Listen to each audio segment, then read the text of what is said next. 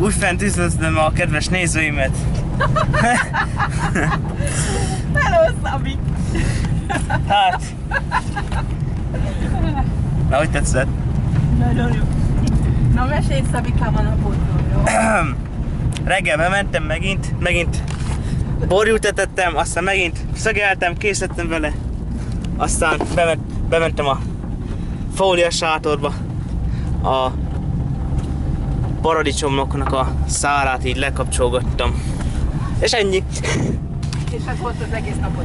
Igen, hát hosszú munkák voltak. Értettem? Na és akkor arról beszélj, mit tettél? Mit tettem? Hú, az nehéz kérdés. Nem tudod? Írd körül. Na, most az emelőétel most nem volt. Izé volt ilyen kuszkuszos, aztán volt benne ilyen zöldséges, ilyen raguszerűség, meg ilyen vékony sült kolbászok. Aztán volt sajt, most 3 fédlét is ettem.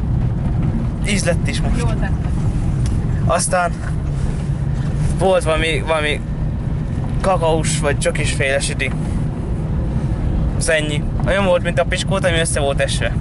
Na és mondtad neki, hogy kedden mennénk enni? Mondtam nekik, azt mondta Pierre, hogy aznap nem lesz itt, mivel jövő héten végig nem lesz itt, úgyhogy ő nem lesz. Melyik nap? Igen. Pierre-nek mondtam, gondolom csak átadja Szofinak is, ha nem, akkor majd mondom Szofinak, hogy mi Mondjad van. azért Szofinak, mert elfelejtettem. Akkor jó. Ennyi volt mára. És mit ittál, Szabi?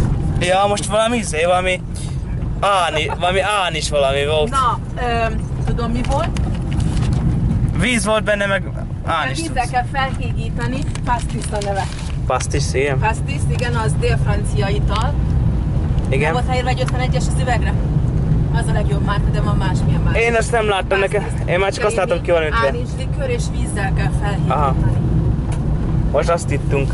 Én szeretem. Azt mondták, hogy nagyon szeretik, főleg Marseille. Ez az igen, dél-francia ital, igen, Marseille környékén. Igen. Jégkockával ittátok? Persze. Jó. Hát. Úgy kell. Mindent jégkockával iszunk. Van ilyen jégkockagépben, 5 perc alatt csináljak jégkockát. Nem tudom, hogy fagy be olyan gyorsan benne. Gyors fegyeztem a Az olyan, mint egy hűtő, és akkor... Egy ilyen nagyon pici. És van rajta egy fiók, kihúzza, aztán lapátol belőle. Figyelj, Szabi, vannak ilyen pillanathűtők. Majd piszak gyorsan lehűtik. Hát, ez biztos az. Meg ilyen ez... Nektek is van a cukrászatban is. Hát... Ez sokkolónak. Azaz. Ja. Itt is ez ilyen lyukacsos jégkockákat csinál. Ez direkt... De édes kis nyuszika volt. Az is kell. Együk még. Szabi? Hát talán mondta, hogy édes. Na jó van. That's all for now.